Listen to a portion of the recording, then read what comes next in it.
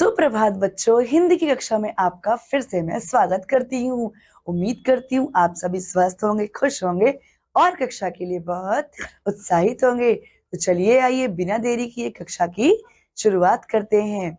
ठीक है बच्चों, और आज हमारा पाठ है पाठ 2, जीवन में विचारों का महत्व। अब बच्चों, जो जीवन है उसमें अच्छे विचार और बुरे विचारों का अपना अपना महत्व है। तो बच्चों जानते हैं इसका परिचय। प्रस्तुत पाठ में लेखक ने जीवन में विचारों की शक्ति, महसूस, महत्व तथा उपयोगिता का वर्णन किया है। विद्यार्थी जीवन वह समय है जब सद्विचारों द्वारा जीवन को सही दिशा दी जा सकती है। बच्चों, जो जीवन में विचार हैं और उनका महत्व है, उनकी उपयोगिता का वर्णन किया गया इसमें। और विद्यार्थी जीवन में ये सद्विचार और इनका विस्तार बहुत ही महत्वपूर्ण और बहुत ही आसानी से हो सकता है। तो आइए जानते हैं। हम अपने विचारों से अपने भविष्य का निर्माण करते हैं।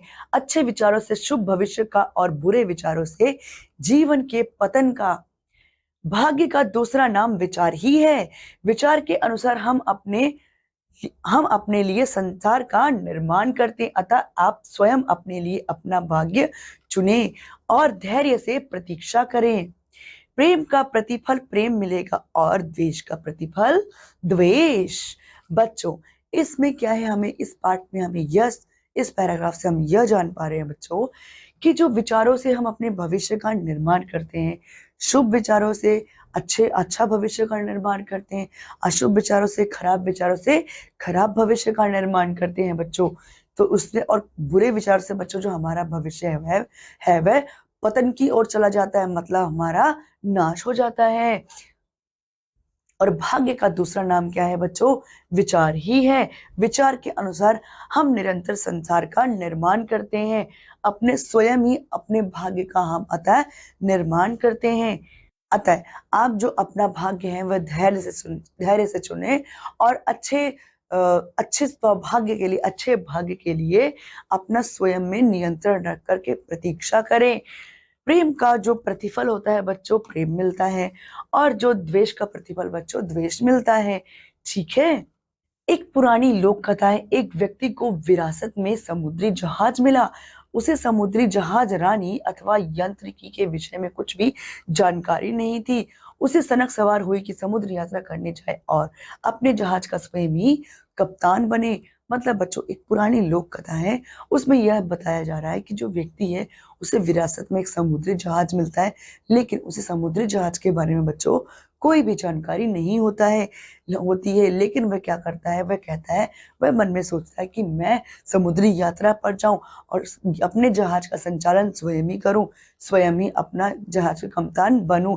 लेकिन उसे कोई भी जानकारी बच्चों नहीं होती है। देखिए बच्चों, किस प्रकार इस व्यक्ति को यह जहाज जो है उसको विरासत में मिला है, और किस प्रकार ये सोच रहा है कि मुझे जाना चाहिए जहाज यात्रा पर, जिसका कप्तान वह स्वयं ही बनना चाहता है। जहाज आगे बढ़ता गया, काम आसान होता गया। नया कप्तान देख रहा था कि कौन सा काम कैसे हो रहा है। जहाजियों को काम करते हुए देखते देखते हुए आगे बढ़ा और डेक पर पहुंचा। वहां उसने देखा कि एक कर्मचारी एक बहुत बड़े चक्र को घुमा रहा था, कभी इधर कभी उधर। अब बच्चों, जहाज जो था ना बच्चों, वो आगे बढ़ता गया। कर्मचारी उस पर काम कर रहे थे, वह उन्हें देखता गया और आगे बढ़ता गया। बीच जब वो डेक में गया तो उसने क्या देखा, एक कर्मचारी बहुत बड़े चक्र को घुमा रहा था, कभी दाएं घुमा रहा था, कभी बाएं घुमा रहा था। नए कप्तान ने पूछा, यह आदमी यहाँ क्या कर रहा है? उसे बताया गया कि यह आदमी जहाज की पतवार का चालक है, जो जहाज को सही दिशा की ओर बच्चों चलाता है। आदमी ने पूछा, यह आदमी क्या कर रहा है? ठीक है, तो उसने बोला, यह जहाज का चालक है, यह जहाज को सही दिशा में ले जाता है। यह सुनकर उस मनुष्य ने कहा, पता नहीं यह आदमी यहाँ क्या करता है। मैं तो इस आदमी की कोई आवश्यकता नहीं समझता। जहाज के पाल और मस्तूल ही जहाज को आगे ले जाने के लिए पर्याप्त है। जब जमीन दिखाई देने लगे तो या सामने कोई दूसरा जहाज आता दिखाई पड़े, तब इस पतवार को हम प्रयोग में ला सकते हैं। पाल खोल दो और जहाज को चलने दो। जो जो मनुष्य था जिसको विरासत में वह जहाज मिला था, वह कहता है पता नहीं ये आदमी क्या करता है, मुझे नहीं लगता कि इस आदमी की कोई ज़रूरत है। अब वो कहता है इस जहाज को पाल और मस्तूल ही चला सकते हैं। जब कोई ज़मीन आएगी, सामने से कोई जहाज आता दिखे, तब इसको इस्तेमाल करके दाएँ-बाएँ घुमा सकते हैं। अभी मुझे इसकी कोई ज़रूरत नहीं लगती है। और उसने फिर आदेश दिया कि पोल खोल दो और जहाज को जाने दो। किसने बच्चों? उसी व्यक्ति ने। आज्ञा का पालन किया गया। उसके बाद जो दुर्घटना और विनाश हुआ, उससे उससे इन्हें गिने लोग ही बच पाए। वे उस मूर्ख व्यक्ति को जीवन भर एक क्षण के लिए भी भूल ना सके, जिसने कहा था कि पतवार थामने की कोई आवश्यकता नहीं, जहाज अपने आप चलता जाएगा। आज्ञा का पालन किया गया और उसको छोड़ दिया गया उस चक्र को। फिर क्या हुआ? विनाश हुआ। मतलब बहुत गिने चुने लोग ही बच पाए, और जो बच पाए वो उसे कभी भूल नहीं पाए उसकी बातों को, क्योंकि उसने कहा था कि जहाज अपने आप चलता जाएगा, पतवार थामने की जरूरत नहीं है। ठीक है बच्चों, जो कि बहुत मूर्खता पूर्वक बात थी जो उसने कही थी। जरा सोचिए, क्या आप जहाज से भी अधिक कोमल, जहाज से भी अधिक नाजुक, जहाज से भी अधिक बहुमूल्य एवं उलझनपूर्ण वस्तु के संचालन का भार नहीं आ पड़ा है? वह है आपका जीवन, अर्थात मन। क्या मन कभी आपने अपने मन की पतवार अपने हाथों में थामने की ओर ध्यान दिया है? क्या कभी अपने मन को अपने वश में करके अपनी इच्छा के अनुसार चलाने का प्रयत्न किया है? क्या आपने उसे उच्छृंखलता से इधर उधर भागने की खुली छूट नहीं दे रखी है? क्या यह क्रोध और तीव्र मनोवेगों से दिशा भ्रष्ट होकर इधर उधर नहीं भटकता रहता? क्या यह ऐरे गहरे लोगों को मित्र नहीं बनाता? ओछी या तुच्छ पुस्तकों को पढ़ने में नहीं लग जाता? क्या मनोरंजन के साधनों से अपने को बहलाता हुआ ये आपको उस मार्ग से दूर नहीं ले जाता जिस मार्ग पर चलते हुए आपने अपना जीवन संवारने का निश्चय किया था? क्या आप वास्तव में अपने जीवन रूपी जहाज के कप्तान हैं? क्या आपको विश्वास है कि आप इसे प्रसन्नता, शांति और सफलता के तट की ओर ले जा रहे हैं? मतलब बच्चों, जरा सोचिए, जो जहाज है, जहाज से भी अधिक कोमल, अधिक नाजुक, जहाज से भी अधिक बहुमूल्य एवं उलझनपूर्ण वस्तु जो है, उसके संचालन का भार कभी आपने लिया है? वो है क्या है बच्चों? वो बहुमूल्य वस्तु क्या है बच्चों? हमारा मन है, हमारा दिमाग है, जिसको संचालन करने के बारे में हम कभी नहीं सोचा। क्या आपने सोचा है? ऐसा लेखक पूछते हैं, लेकिन मुझे पता है किसी ने भी नहीं सोचा होगा। हमारा मन कहीं भी विचलित होता है, कुछ भी करता है, उल्ट सुल्ट किताबें पढ़ता है, उल्ट सुल्ट कार्य करता है, उल्टे उल्टे विचार लाता है। ये क्या है? हम इसको पतवार को हम नहीं थाम रहे हैं, इसीलिए ऐसा हो रहा है। अगर हम अपने मन को नियंत्रण में लाएं, उसका संचालन का भार स्वयं ले, उसका संचालन बुद्धिमत्ता पूर्वक करें, तो बच्चों क्या है, हमारे मन की पतवार भी यहाँ वहाँ नहीं जाएगी। उसके परिणाम नकारात्मक की जगह हमें सकारात्मक मिलेंगे, और हमारी पतवार जो है सही दिशा में चलने लगेगी, हमारे दिमाग की पतवार। जैसे हम गलत लोगों को मित्र बनाते हैं, फिर क्या करेंगे बच्चों? अच्छे लोगों को मित्र बनाएंगे। और जिस प्रकार जो कप्तान होता है, वह जहाज को दाएं बाएं घुमा करके एक सही निश्चित दिशा में और सही रास्ते पर ले जाता है। क्या आप अपने दिमाग को सही रास्ते पर ले जा रहे हैं? अगर नहीं ले जा रहे हैं तो ले जाइए। यदि आप ऐसा नहीं कर रहे तो क्यों नहीं कर रहे हैं? क्या आप अपनी परिस्थितियों को अपने अधीन करके उनके स्वामी नहीं बनना चाहते? क्या यह संभव है? अब आगे लेखक कहता है कि क्या आप अपने दिमाग को सही दिशा में ले जा रहे हैं? क्या आप ऐसा कर रहे हैं? यदि आप ऐसा नहीं कर रहे हैं तो क्यों नहीं कर रहे हैं बच्चों? अब फिर ये प्रश्न दिमाग में आता है कि क्या यह संभव है? तो बच्चों, हाँ, यह संभव है। जितना कठिन आप इसे समझते हैं, यह उससे कहीं सरल है। आवश्यकता केवल यह है कि आप ऐसा चाहते हो, आप में इसके लिए दृढ़ इच्छा शक्ति हो। इसके लिए आपको अपनी स्वाभाविक सद्वृत्तियों को काम में लाना होगा। बच्चों, क्या यह संभव है? तो हाँ, यह संभव है। कैसे संभव है बच्चों? जितना आप इसे कठिन समझते हैं, ये उतना कठिन नहीं है। इसको एक बार नियंत्रण में ले लिया तो सब कुछ बहुत ही सरल है। अगर आप अपने मन में दृढ़ इच्छा कर लेते हैं, मनोबल को मजबूत करके एक एक विचार बना लेते हैं कि आपको ऐसा करना ही है, तो समझिए ये बहुत ही आसान है बच्चों।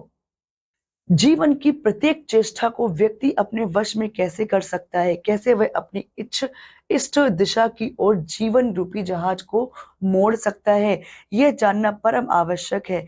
यह जाने बिना उन विचारों की प्राप्ति नहीं हो सकती जिन्हें जीवन का निर्माण करने वाले विचार कहा जाता है। अब बच्चों, जो जीवन की जो प्रत्येक चेष्टा जिसको व्यक्ति अपने वश में कर सकता है, वह अपनी जो इच्छा है उसकी दिशा की ओर जीवन रूपी जो जहाज है उसको मोड़ करके सकारात्मक तरीके से उस पर नियंत्रण कर सकता है। लेकिन ये जानना बहुत जरूरी है कि जो आपके विचार है, जिस ओर आप अपने दिमाग को, अपने मन को ले जा रहे हैं, वह जीवन निर्माण करने वाला विचार होना चाहिए। ठीक है, और उसे क्या कहा जाता है बच्चों? उसे ही तो जीवन निर्माण कहा जाता है। ठीक है, बहुत ही कम व्यक्ति अपने विचारों को नियंत्रित करके तथा उन्हें उन श्रेयस्कर प्रवृत्तियों में नियोजित करने में अग्रसर होते हैं जिनसे उनका अपना भला हो सकता है। मतलब बच्चों, ऐसे बहुत ही कम व्यक्ति होते हैं जो अपने जो विचार होते हैं बच्चों, उनको नियंत्रित करके सही दिशा अपने मन को देते हैं और अपने जीवन का सकारात्मक तरीके से निर्माण करते हैं। ठीक है, जिनसे उनका भला हो सकता है। अधिकांश व्यक्ति क्या है बच्चों? लापरवाह है। वे अपने विचारों को नियंत्रित एवं प्रशिक्षित करने का प्रयत्न नहीं करते तथा प्रत्येक बात को भाग्य पर छोड़ देते हैं। क्या हमें केवल भाग्य के भरोसे रहना चाहिए बच्चों? क्या हमें रहना चाहिए भाग्य के भरोसे? नहीं रहना चाहिए। जो व्यक्ति लापरवाह होते हैं और सब कुछ भाग्य के भरोसे छोड़ देते हैं, वह अपने दिमाग को सही दिशा, अपने मन को सही दिशा में नहीं ले जा रहे हैं। वह क्या है बच्चों? वह लापरवाह है। जो प्राय लोग अपने विचारों को बेलगाम छोड़ देते हैं और इस प्रकार अपने जीवन की प्रत्येक घटना को परिस्थितियों पर छोड़ के अपने मन को विवश कर देते हैं कि वह परिस्थिति और घटनाओं का प्रतिकार करने के लिए कोई प्रयत्न ना करे।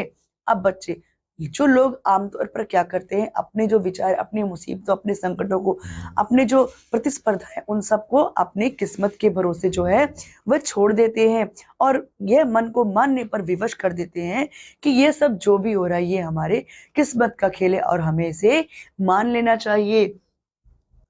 विचार कोई ठोस वस्तु नहीं है, अमूर्त तथ्य है। इसीलिए अधिकांश व्यक्ति समझते हैं कि इन पर हमारा कोई वश नहीं है, हमें इन्हें इच्छा अनुसार नहीं चला सकते, हम इन्हें बदल नहीं सकते। साधारणतः लोग यही समझते हैं कि मन की प्रवृत्तियों को रोकना कठिन तथा निरर्थक कार्य है। वे समझते हैं कि विचारों का अध्ययन करना, मनोवेगों का विश्लेषण करना बहुत कठिन कार्य है और इसके लिए फालतू समय अनेक पुस्तकों का अध्ययन आवश्यक है। मतलब बच्चों, जो कोई विचार है वो कोई ठोस वस्तु नहीं है, वह दिमाग की उपज है, दिमाग में रहने वाली एक शक्ति है। ठीक है बच्चों, इसे अब कुछ लोग ऐसा क्या सोचते हैं कि यह हमारे वश में नहीं है, इसे हम अपने अनुसार नहीं चला पाते, तो जिस ओर दिमाग जाता है वह उसी ओर अपने दिमाग को जाने देते हैं और क्या करते हैं बच्चों? समझौता करते हैं, जो कि कहीं ना कहीं सही नहीं है। वह सोचते हैं कि दिमाग को रोकना, उसके विचारों को रोकना बहुत ही कठिन कार्य है, जो कि कठिन कार्य नहीं है बच्चों। और उसके लिए वे सोचते हैं कि इसको कंट्रोल में करने के लिए, इसको नियंत्रित करने के लिए हमें क्या चाहिए? फालतू का समय तथा अनेक पुस्तकों का अध्ययन जरूरी है, जो कि बिल्कुल सत्य नहीं है। परंतु यह गलत है। प्रत्येक व्यक्ति भले ही कितना ही अबोध हो, कितना ही अज्ञ हो, कितना ही असंस्कृत हो और कितना ही व्यस्त हो, उसके अंदर इतना सामर्थ्य अवश्य है कि वह अपने विचारों को समझ सके और उनका विश्लेषण कर सके। मतलब बच्चों, यह सत्य नहीं, जैसे कि मैंने पहले ही बोला कि सत्य नहीं है। हम अच्छे विचारों के जरिए, अच्छे कार्यों के जरिए, अच्छी सोच के जरिए हम अपना भविष्य बदल सकते हैं, अपने मन का भी नियंत्रण कर रख सकते हैं। अब व्यक्ति चाहे कितना ही अबोध हो, कितना ही अज्ञ हो, असंस्कृत हो, कितना ही व्यस्त हो, उसके अंदर इतना सामर्थ्य बच्चों है, इतनी उसके अंदर शक्ति है कि वह अपने विचारों को समझ सके और उनका विश्लेषण कर सके कि क्या चल रहा है उनके विचारों में, उनकी छानबीन कर सके। और प्रत्येक व्यक्ति के पास इतना समय भी अवश्य है कि वह अपनी बुद्धि के स्वभाव का पुनर्निर्माण कर सके, अपने कार्यकलापों को बदल सके, अपने चरित्र में परिवर्तन ला सके और इस प्रकार अपनी शक्ति एवं जीवन में वांछित परिवर्तन कर सके। मतलब बच्चों, जो उसके पास भरपूर मात्रा में समय भी है, बुद्धि भी है, वह बस केवल जान नहीं पाता है। अगर वो जान जाए तो छानबीन कर सकता है। प्रत्येक व्यक्ति के पास इतना समय अवश्य होता है बच्चों कि वह अपनी बुद्धि को समझ सके, बुद्धि और स्वभाव का पुनर्निर्माण कर सके, अपने अनुसार बुद्धि को चला सके और अपने सकारात्मक कार्यकलापों का अपने चरित्र में बच्चों परिवर्तन भी ला सके। एक मूर्तिकार की छेनी यदि एक सेंधमार के हाथ में आ जाए तो वह सुंदरतम मूर्ति को तोड़ फोड़ सकती है और किसी अपराधी प्रवृत्ति व्यक्ति के हाथ में आकर वह किसी की हत्या का साधन भी बन सकती है। हमारे हाथों में शक्ति एक जैसी है, हम चाहे तो उसके द्वारा कोई सुंदर निर्माण या रचना कर सकते हैं और चाहे तो किसी सुंदर निर्माण अथवा रचना को नष्ट भ्रष्ट कर सकते हैं। मतलब बच्चों, यदि कोई मूर्तिकार है, उसको छेनी हथौड़ी दे दी जाए तो उस मूर्ति को वह सुंदर आकार देख करके बना सकता है। किसी अपराधी के हाथ में दिया जाए तो किसी की हत्या कर सकता है और किसी नौसिखिए के हाथ में दे दिया जाए तो उसको तोड़फोड़ कर देगा बच्चों। इसीलिए हम सब के पास इतनी शक्ति है, अब निर्भर करता है कि हम उस शक्ति का किस प्रकार हम प्रयोग करते हैं। देखिए किस प्रकार यह मूर्तिकार सुंदर मूर्तियां बना सकता है अपनी शक्ति का और मन का सूझबूझ का इस्तेमाल करके। इसी प्रकार यह हमारे हाथों में है कि हम स्वभाव को श्रेष्ठ बनाए या उससे बिगड़ जाने दे, हीन तथा पतित हो जाने दे।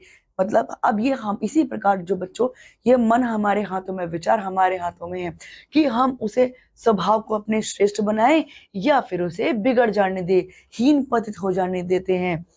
यह हमारे हाथ में है। उच्छृंखल व्यक्ति जो अपने विचारों को वश में नहीं कर सकते, जो अपनी प्रवृत्तियों तथा चेष्टाओं को नहीं बदल सकते, वे जानने का प्रयत्न नहीं करते कि वे किस प्रकार सौंदर्य और संतुलन का, प्रसन्नता का और सफलता का सृजन कर सकते हैं। उनका मन जिधर जाए वे उधर ही जाने देते हैं, उनसे भी जो चेष्टा हो जाए उसे होने देते हैं। मतलब बच्चों, जो अपने विचारों को अपने वश में नहीं रख सकते, वह क्या करते, अपनी प्रवृत्ति चेतनाओं को बच्चों वह बदल नहीं सकते और वह जानने का प्रयत्न ही नहीं करते वे किस प्रकार सौंदर्य का, संतुलन का, प्रसन्नता का और सफलता का सृजन कर सकते। उन्हें अपने गुणों के बारे में पता ही नहीं चलता है और वो जिधर ही उसका मन जाता है उधर ही बच्चों वो अपने मन को बच्चों जाने देते हैं और इस प्रकार वह मन के गुलाम होकर के रह जाते हैं। संगमरमर पर चोट करता हुआ मूर्तिकार एक भी चोट ऐसी नहीं करता जो उसे इष्ट न हो। वह अपने लक्ष्य की ओर एकटक देखता रहता है, अपने ध्यान को पूर्णतः एकाग्र करके वह छोटे से छोटे बिंदु और छोटे से छोटी रेखा का सृजन करता है। वह सतत प्रयत्न करता है कि किस प्रकार उसके छेनी की प्रत्येक चोट उसके अंतिम परिणाम, उसके चरम लक्ष्य तक ले जाने वाली हो। मूर्ति निर्माण करते समय वह संगमरमर के खंड से अपनी दृष्टि इधर उधर नहीं होने देता, वह उसे एकाग्र रखता है, अब भटकने नहीं देता। यही कारण है कि वह अपने विचारों के अनुकूल हूबहू प्रतिकृति बनाने में सफल होता है। अब बच्चों, जैसे कि एक संगमरमर पर चोट करता हुआ जो कारीगर है, वह चोट इस प्रकार करता है कि उसका जो अंतिम जो रिजल्ट यानी कि जो उसका जो परिणाम आने वाला है वो उसके विचारों के समान बहुत सुंदर और स्वच्छ हो, सुंदर और सकारात्मक हो। जिस प्रकार वह छेनी हथौड़े से छेनी पर वार करते हुए, मूर्ति पर वार करते हुए मूर्ति बनाता है, वह बहुत ध्यान रखता है कि छेनी का कुछ भी ऐसा भाग, ऐसी कोई चोट ना जिससे कि मूर्ति का अहित हो जाए और वह बहुत एकाग्र होकर टकटकी लगा करके केवल अपने लक्ष्य पर ध्यान करके अपनी मूर्ति का निर्माण करता है और इस प्रकार बच्चों वह अपनी मूर्ति यानी अपनी कृति को बहुत ही अपने अनुकूल हूबहू अपने प्रतिकृति बनाता है, ठीक है, और प्रतिकृति बनाने में सफल हो पाता है।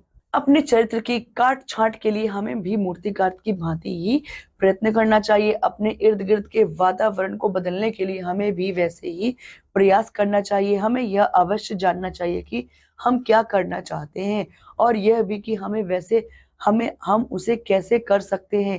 इसके बाद हमें अपने लक्ष्य की पूर्ति के लिए जुट जाना चाहिए और अपने काम को अपनी कल्पना के अनुरूप पूर्ण करने के लिए निरंतर अथक परिश्रम एवं प्रयत्न करना चाहिए। जो अपने विचारों को अपने वश में कर सकता है वही अपने आदर्श के अनुकूल अपने लक्ष्य को पूरा करने में समर्थ होता है बच्चों।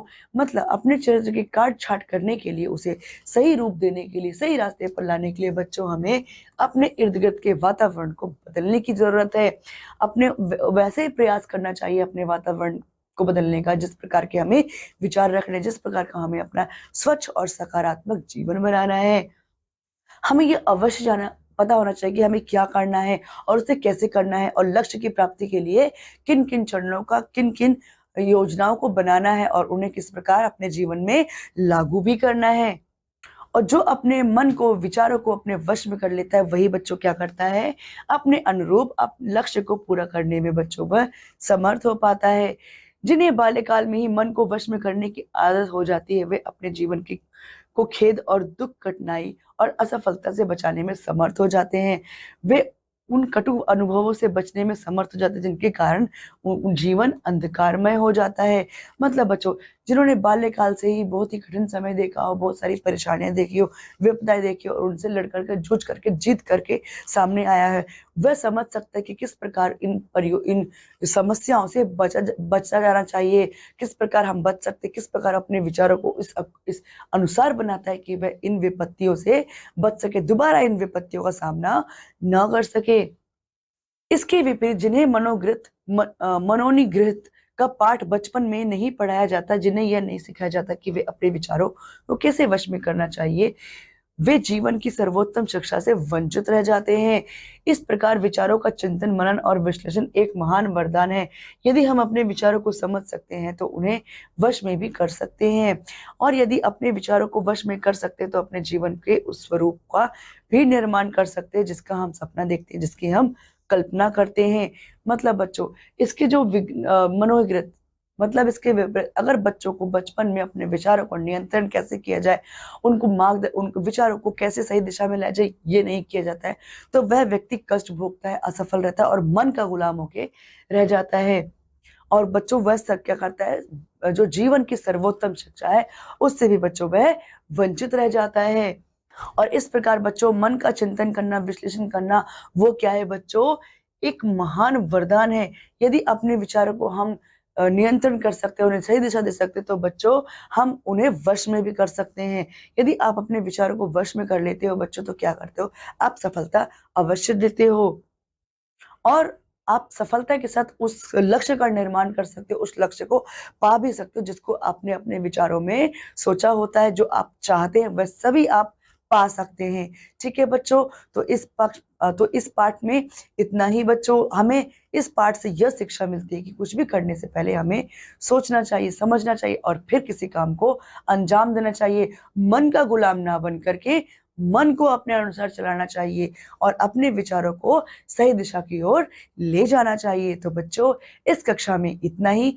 अब मैं आपसे अगली कक्षा में मिलती हूँ। तब तक के लिए आप अपना ध्यान रखिए, पढ़ते रहिए। धन्यवाद।